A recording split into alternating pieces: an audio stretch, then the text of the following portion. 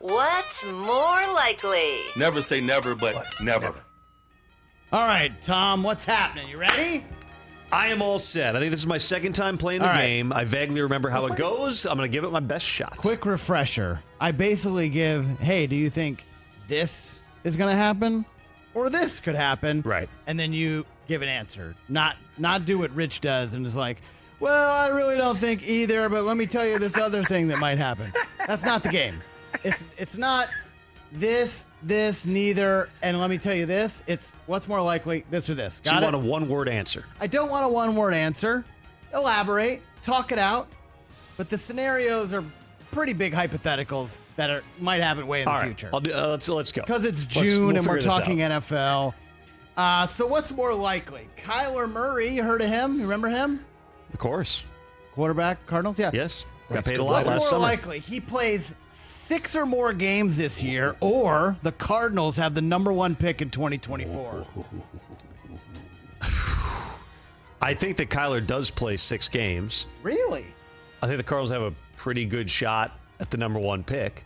I mean, in order to do anything with Kyler Murray, now and again, everything that I've seen, everything I've heard is that the rehab process is on track, not ready for the start of the season. But, you know, if you're talking 9 months, that's September from the original injury. 9 months is usually kind of a benchmark where you're looking. I'd be surprised if he's out there week 1. But does he play 6 games? Put it this way, if the Cardinals, regardless of what their plan is at the position, whether they want to get Kyler Murray on the field, whether they want to showcase him for a potential trade, whatever it is, I would take these 6+ games, but I also think they do have a pretty good shot at the number 1 pick.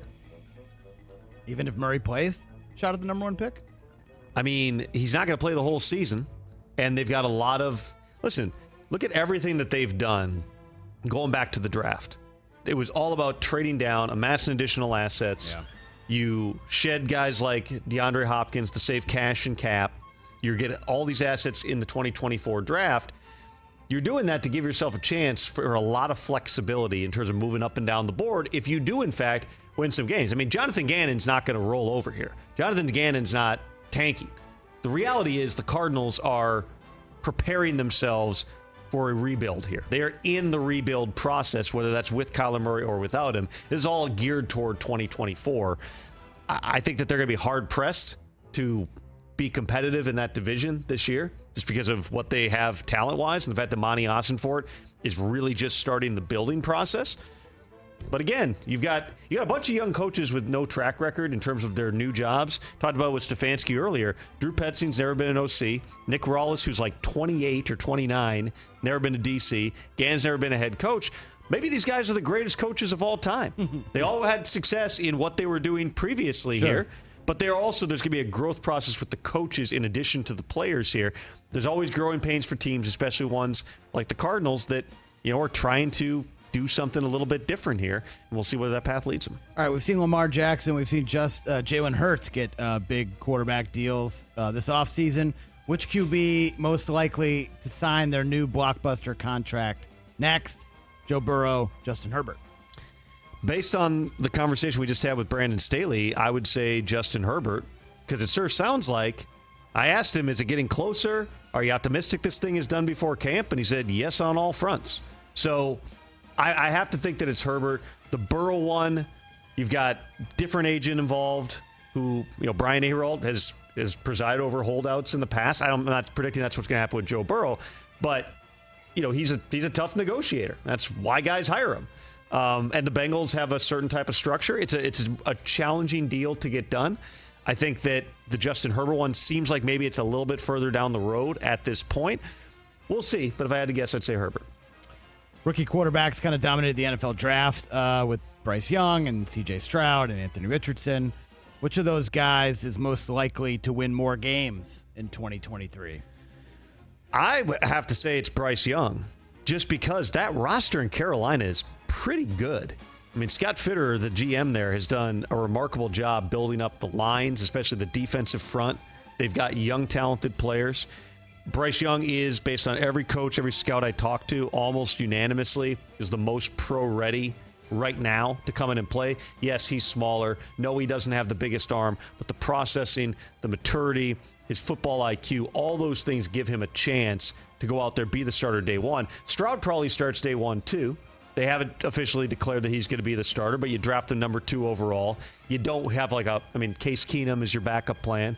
Maybe Davis Mills in the mix, too. But I have to think it's probably Stroud who starts. But the Texans they're in a rebuild process here. They took, big steps this year. Getting the quarterback was a big part of it. They got a ways to go. And then with the Colts, I'm just not sure Anthony Richardson ultimately is the week 1 starter. Him and Gardner Minshew have been splitting first-team reps through the offseason.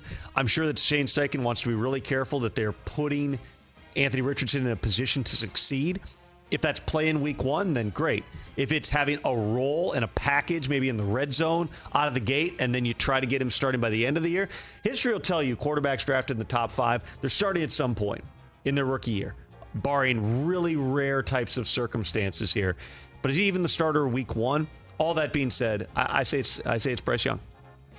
Bryce Young. Okay. How about this? Let's go to some team stuff now.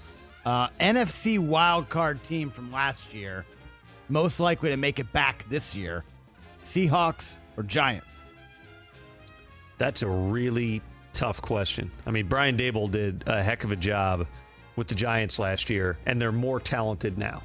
Adding a weapon like Darren Waller is a big deal. If Waller's healthy, which he is right now, he's exactly the type of target that Daniel Jones has not had there. The Seahawks, though, they made the most of the Russell Wilson trade.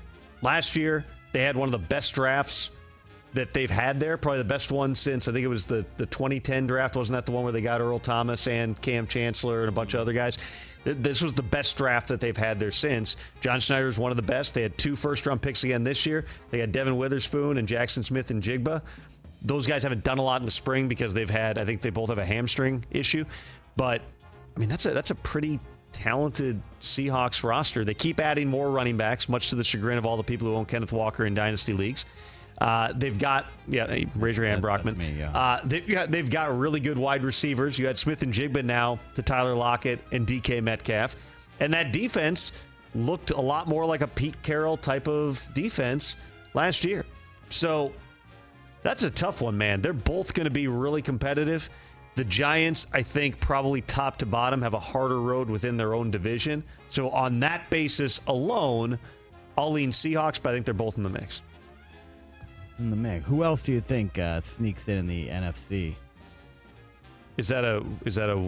I'm just asking. I'm asking a follow up to go off the top of my head. What's more likely follow up? How many teams are you just crossing off going into the season? There's not that many from the NFC, right? I don't think there's that many teams you just go, this is probably not going to work out. I think Arizona and the Bears you can cross off probably. The Commanders have a hard road, but they were competitive last year with Taylor Heineke running around and making plays. They were 8-1. They were right there. What can Sam Howell do? There's more questions. I think that's fair to say about that team. I think the Rams were terrible last year. They have a lot of question marks too. The Rams, to be honest. The Rams, guys coming back from injury. You don't know what you're getting. They won 5 games last year. Yeah, it was on every level. The quarterback gets hurt. Right. They lose the pass rusher, who ends up getting hurt in Buffalo, but that was a big deal for them. Their big free agent prize, Allen Robinson, the fit did not work out. He was open a lot, didn't get the ball a lot, so that didn't work out. And then obviously, they had other injuries across the board. Aaron Donald missed a significant amount of time. They still have one of the best coaches in the game in Sean McVay. There's no reason to think they can't be competitive here. But, let's be honest, after all the bleep them picks years, they did the opposite this year. They amassed picks. There's something like 50 rookies on their roster right now because they had to fill it out. So they had a lot more draft picks. They signed a lot of undrafted rookies. They're going to be a younger team. I don't put anything past Sean because he's done more with less in his career. Last year was not the Rams' year. I think they'll be hard pressed, but I would never rule out a Sean McVay team. Catch the Rich Eisen Show every single day on the Roku channel, 12 to 3 Eastern, for free.